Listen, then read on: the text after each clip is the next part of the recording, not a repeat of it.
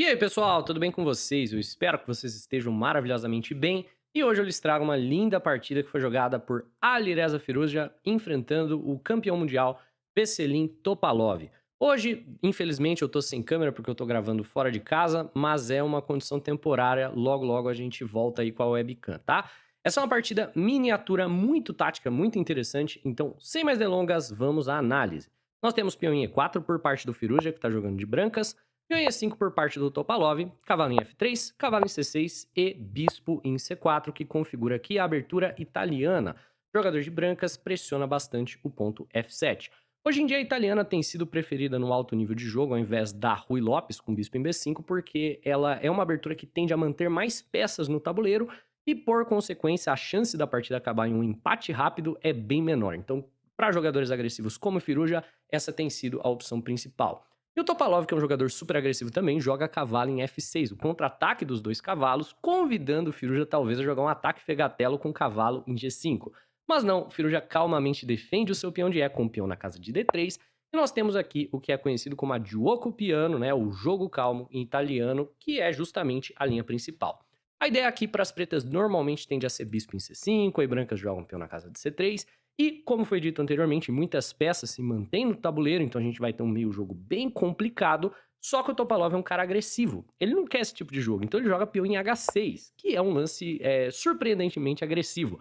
Pode parecer que não é agressivo, né? Peão em H6. Por que que é agressivo? É o profilático, tá parando o bispo em G5, mas não é essa a ideia, né? Hoje em dia, na Duoco Piano, quando você joga o lance H6, na verdade você tá mais preparando um ataque com o peão em G5, peão em G4, esse tipo de ideia.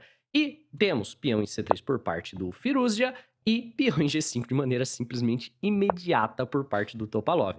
Esse peão em G5 aqui surpreende porque, apesar de ser uma ideia que a gente tem na italiana, é uma ideia que é jogada, ela normalmente não é jogada tão rápido, né? Normalmente as pretas vão jogar como peão na casa de D6, as brancas vão, por exemplo, fazer o roque, e agora talvez um G5, porque as brancas já comprometeram o rei na ala do rei, né? Ou senão você até espera um pouco mais antes de jogar o G5, joga algo como dama em E7, depois G5, já que o bispo quer vir para casa de G7, e as coisas vão de uma maneira um pouco mais lenta. O peão G5 imediato aqui por parte do Topalov, apesar de não ser uma novidade teórica, não foi muito jogado no alto nível de jogo, justamente pelo que a gente comentou. As brancas ainda não comprometeram seu roque para a ala do rei. Então existe uma possibilidade, caso o ataque das pretas ficar muito assustador, de você simplesmente não fazer o roque.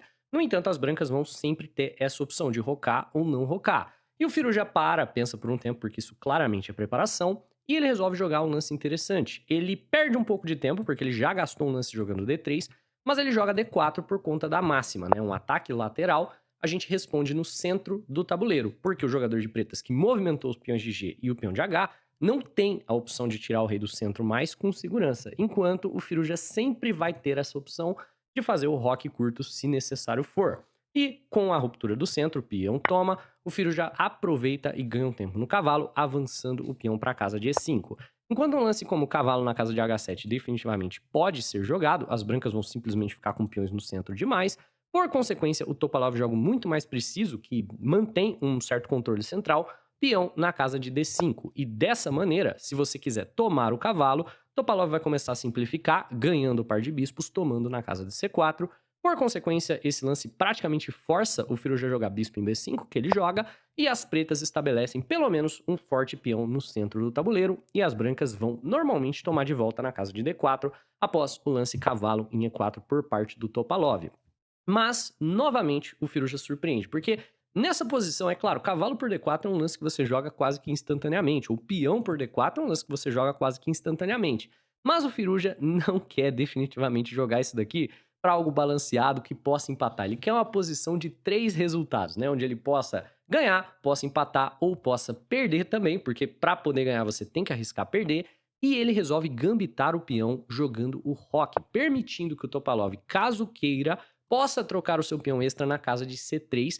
Em troca, o Firuja vai ter muito desenvolvimento. No entanto, o Topalov aqui não gosta muito da ideia, né? Se peão toma, cavalo toma, o Topalov vai ter que trocar cavalos na casa de C3, que seria um lance quase que forçado para você não perder o peão de D5, para você não perder, não ficar com uma estrutura de peões muito ruim. E a posição resultante é uma posição onde parece que o jogador de pretas, apesar do peão extra, realmente não tem muita segurança de rei e nem tem tanto para onde desenvolver as peças, para onde fazer o roque. Topalov, então, decide que não somente ele não vai aceitar o gambito, mas ele não quer que o Firuja recupere o material centralizando as suas peças. Então ele joga peão em D3, que é uma opção muito interessante de devolver o material em uma casa que é subóptima para o jogador de brancas tomá-lo.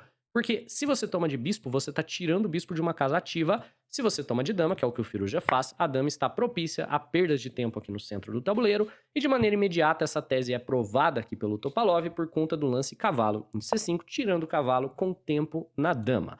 Temos então dama em C2 e bispo em G7. O Topalov finalmente começa aqui o seu desenvolvimento e prepara talvez o seu roque na ala do rei.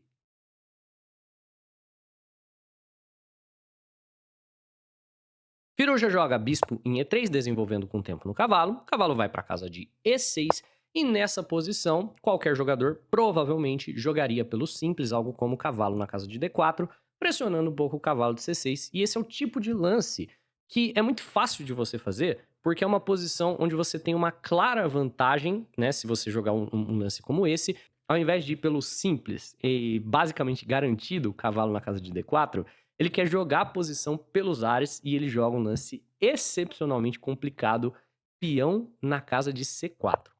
A ideia do lance peão na casa de C4 é que, praticamente independente do que o Topalov faça nessa posição, quer ele tome, quer ele avance, quer ele ignore e faça o roque, as brancas vão jogar contra essa dama e esse bispo que estão muito mal desenvolvidos, abrindo a coluna D. Se você tomar, torre D1 certamente vai ser jogado. Se você avançar, torre D1 também certamente vai ser jogado. E a escolha correta aqui por Topalov seria muito complicada, que é simplesmente fazer o roque e ignorar tudo isso. Parece que perde, mas a verdade é que não perde. Parece que perde para peão toma peão, e depois de dama toma cavalo na casa de C3, e a dama tá aparecendo um pouquinho presa aqui no centro do tabuleiro, mas provavelmente o que o Topalov deixou passar pelo fato de ser uma partida rápida é que o jogador de pretas tem um recurso, que é o contra-ataque na dama branca, cavalo na casa de D4. E essa posição, surpreendentemente, é uma posição igual. E aqui a linha do computador é ridícula, né? Bispo toma cavalo, cavalo toma de volta, e quando você tomar a dama e pretas tomarem a sua dama, você tem aqui, ó, torre na casa de C1. Parece novamente que as pretas estão piores, mas o contragolpe peão na casa de G4 mantém o jogador de pretas no jogo.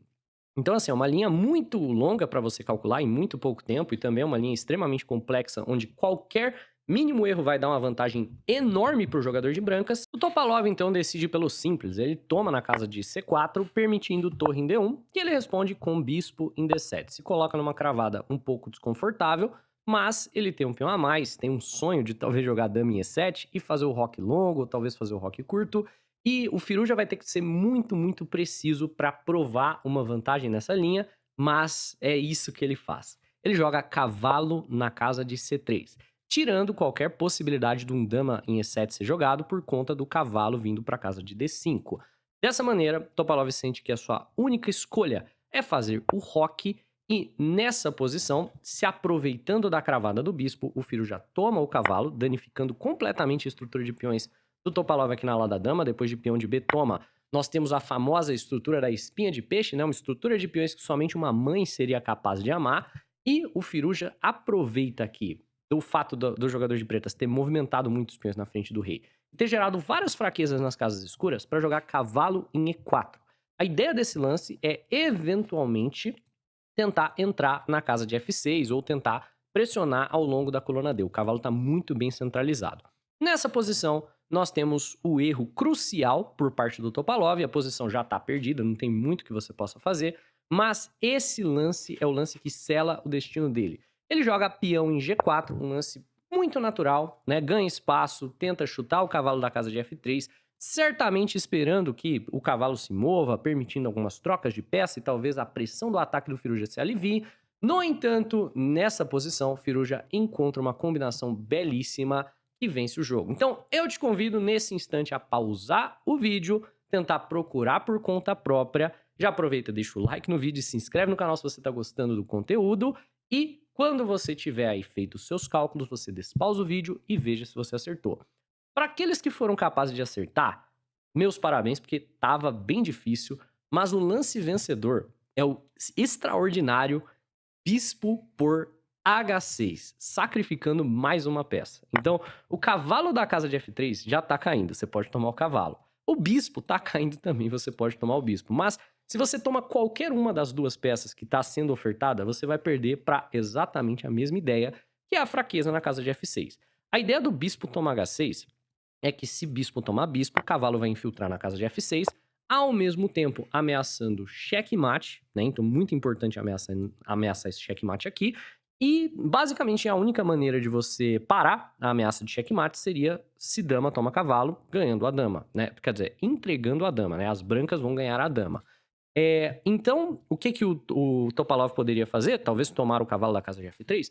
Não, porque a ideia é justamente a mesma. Se você toma o cavalo de F3, bispo toma G7 vai ser jogado, cavalo em F6 está sendo ameaçado da mesma forma, e a única maneira de você parar esse tipo de ideia é entregando a dama em cima do cavalo, né? Entregando o material. Por consequência, o Topalov, vendo a ideia, joga o lance peão na casa de F5, que é uma boa tentativa de fechar a diagonal aqui B1, H7, para impedir que a ideia de cavalo em F6 venha tentando ameaçar mate. E nesse instante o Firuja tem 3 peças caindo ao mesmo tempo. Tem um cavalo caindo em E4, tem um cavalo caindo em F3, tem um bispo caindo na casa de H6, mas pelas regras do xadrez, né, a não ser que o Topalov faça um monte de lance legal aqui, ele não pode tomar as 3 ao mesmo tempo, ele tem que tomar uma de cada vez. Então o que o Firuja faz? Ele toma em F6 en passant, novamente abrindo aqui a diagonal da dama, renovando todas as ameaças, mas dessa maneira, pelo menos, o cavalo não vai ter a casa de F6, certo? Então depois de bispo toma H6, não temos cavalo em F6 cheque, ameaçando checkmate, as pretas não têm como, não tem que entregar a dama na casa de F6. Parece que aqui o Topalov finalmente segurou, mas vem mais um lance, assim, excelente, maravilhoso por parte do Firuja. Cavalo de E na casa de G5 e nessa posição, Veselin Topalov abandona. Por que é que ele vai abandonar? Porque está sendo ameaçado dama em H7 checkmate. E diga como exatamente o jogador de pretas deve parar essa ameaça. O que acontece se ele simplesmente, tranquilamente, tomar o cavalo? Aí a dama infiltra na casa de G6, que é outra ameaça que o jogador de brancas tinha, e depois de rei na casa de H8, a peça que está parando o checkmate nesse instante é o cavalo da casa de G6, vai vir cavalo por G5, querendo tirar esse cavalo daqui, e dama na casa de G7 está sendo ameaçado, ao mesmo tempo está sendo ameaçado dama na casa de H7 checkmate, não dá para guardar as duas ameaças. Ou seja, depois do cavalo na casa de G5, talvez a melhor escolha para o jogador de preta seja permitir dama em H7, só que sem que venha com checkmate, algo como torre toma F6, só que de qualquer forma a posição fica perdida, né? Dama infiltra na casa de H7, depois a torre infiltra na sétima, e as pretas vão ter que sangrar muito material apenas para impedir o checkmate, né? Para prolongar o inevitável. Por consequência, depois do cavalo em G5, o Topalov abandona a partida e nós temos uma vitória brilhante do Firuja em apenas 20 lances contra um jogador que é campeão mundial. Então, assim, uma vitória realmente muito impressionante. É isso, pessoal. Eu espero que vocês tenham curtido, espero que tenham aprendido algo de novo. Se sim, não esquece de deixar o like no vídeo, se inscrever no canal. Um abraço e até a próxima.